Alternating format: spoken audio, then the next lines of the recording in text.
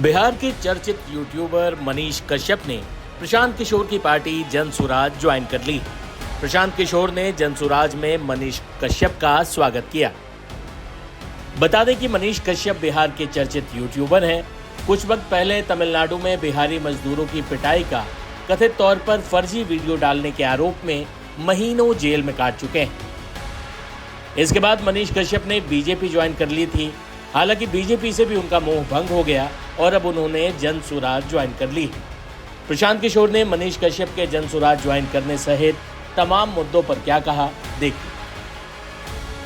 भाई पहले ही कहा है कि मनीष कश्यप जनसुराज के लिए, प्रशांत किशोर के लिए यूट्यूबर नहीं हैं, भाजपा के पूर्व नेता नहीं हैं। हमारे लिए बिहार का वो बेटा है जिसने अपने दम पर, अपने परिश्रम, अपने पराक्रम, अपने सूझबूझ से एक अपनी पहचान बनाई है।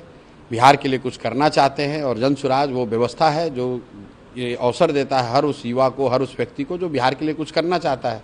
अब अगर ये जनसुराज से जुड़े हैं तो इनकी मैं बड़ी भूमिका देखता हूँ कि आगे चलकर ये जनसुराज में इसके साथ जुड़कर बिहार के बदलाव के इस अभियान में एक बड़ी भूमिका अदा करेंगे। सर, राज ठाकरे का एक स्टेटमेंट आया कि जो भी मराठी नहीं बोलता हो उसके कान के नीचे बजाओ। इसको आप राज ठाकरे के पिताजी का ये देश नहीं है, ठीक है ना। राज ठाकरे का पिताजी का देश नहीं है। ये सब लुम्पन एलिमेंट है।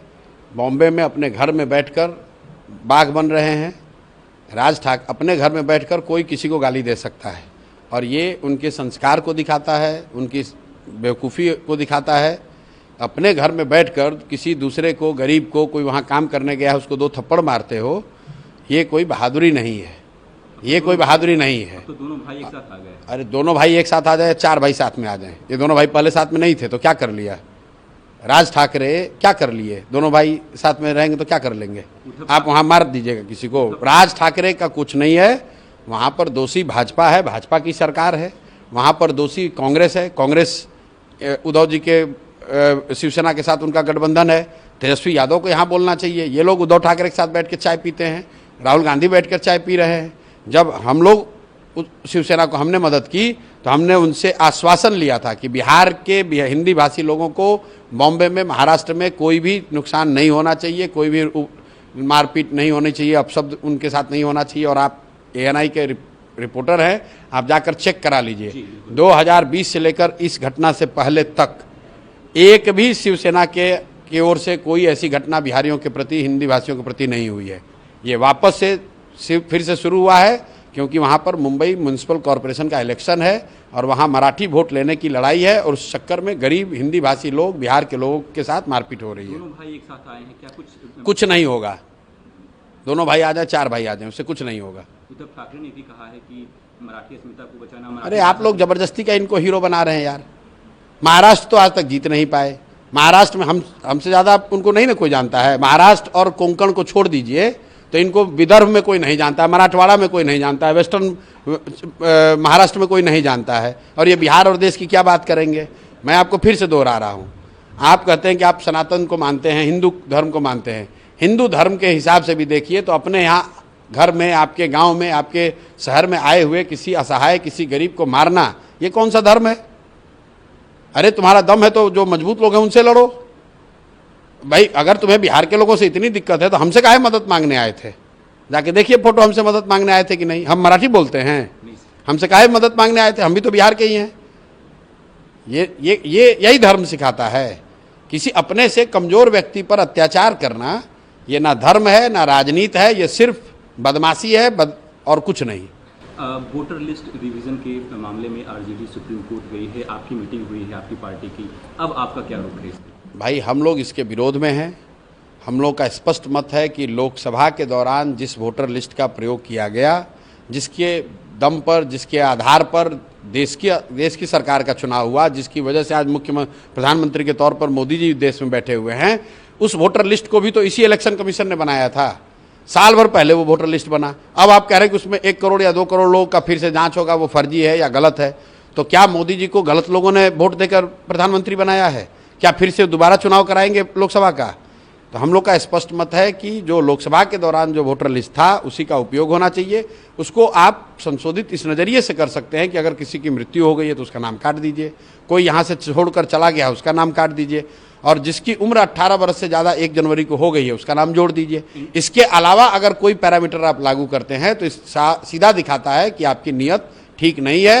आप लोकसभा के परिणाम के अलग, लोकसभा के वोटर लिस्ट से अलग कुछ कर रहे हैं, तो ये कहीं ना कहीं आपकी बदनीयती को दिखाता है। एनडीए के लोग कह रहे हैं इसे घुसपैठियों की पहचान की जाएगी। तो भाई ठीक है, घुसपैठियों की तो क्या उसी घुसपैठियों के वोट से जीत कर आप आए हो लोकसभा में? पहले एनडीए के लोग ये मान ले कि जो लोकसभा का चुनाव हुआ, जो वोटर लिस्ट था वो वोटर लिस्ट गलत था, उसमें घुसपैठिए भी थे, ये मान ले पहले भाजपा वाले। भाई 15 साल से सरकार चला रहे हैं, तो कह रहे हैं कि हम लोग इतना शक्तिशाली हैं, भारत को इतना अच्छा देश बना दिया कि कोई सारा घुसपैठिया को मार के भगा दिया। तो पहले स्वीकार करें कि इनके 15 साल के शासन के बाद भी लाखों की संख्या में घुसपैठिए हैं। ये स्वीकार करें कि जो लोकसभा चुनाव जीते हैं उसमें बहुत सारे गलत लोगों ने भी वोट दिया होगा। पहले स्वीकार कीजिएगा तब ना। आप जीते तो अच्छा, फिर जब दूसरे का चुनाव हुआ तो खराब। ऐसा कहीं होता है? राहुल गांधी ने कहा है कि नीतीश कुमार और बीजेपी ने बिहार को क्राइम कैपिटल बना दिया है। कल भी गोलीबारी की घटना हुई है। राहुल गांधी यहाँ 15 साल लालू यादव के साथ सरकार चलाते थे। उस समय बिहार में क्राइम कितना था राहुल गांधी को पता नहीं होगा, क्योंकि उस समय उनको एसपी जी की सुरक्षा थी। अभी दिल्ली से बैठ के उनको यहाँ क्राइम दिख रहा है। जब बिहार के घर घर से अपहरण, रंगदारी, लूटमार हो रहा था तो उनको बिहार में स्विट्जरलैंड दिख रहा था। उस समय कहाँ थे राहुल गांधी? तो अब यहाँ 10 MP 12 MP का वहाँ मदद मिल रहा था। यूपीए में लालू जी ने उनकी मदद की तो उस समय उनको बिहार अच्छा दिख रहा था। आज नीतीश कुमार छोड़कर राहुल गांधी को नेता मान लें तो उनको फिर बिहार में स्विट्जरलैंड दिखने लगेगा। इसी बिहार में तो इसी नीतीश कुमार के साथ आकर यहाँ इंडिया गठबंधन बनाए थे। उस समय बिहार अच्छा दिख रहा था। फायरिंग तो लेकिन सर हुई है ना, कल भी हुई है रात में। अरे भाई, तो उसके लिए राहुल गांधी की क्या जरूरत है? बिहार के लोगों को नहीं पता है राहुल गांधी क्या कर लेंगे उसमें? राहुल गांधी आज तक जीवन में बिहार में 1 दिन बिताए हैं? हमने आपको कैमरे पर पहले भी कहा है, राहुल गांधी ने अपने जीवन में 1 रात बिहार में बिताया है। राहुल गांधी क्या जरूरत है? बिहार का 13 करोड़ आदमी, क्या हम लोग के बुद्धि पर मती मारी गई हम लोग की? हम लोग सक्षम हैं अपना राज्य सुधारने के लिए। उसके लिए राहुल गांधी के एक्सपर्ट एडवाइजरी की जरूरत नहीं है। यही लोगों ने तो मिलकर बिहार को बर्बाद किया है। 40 साल उनके पार्टी का शासन था, काहे नहीं सुधारे?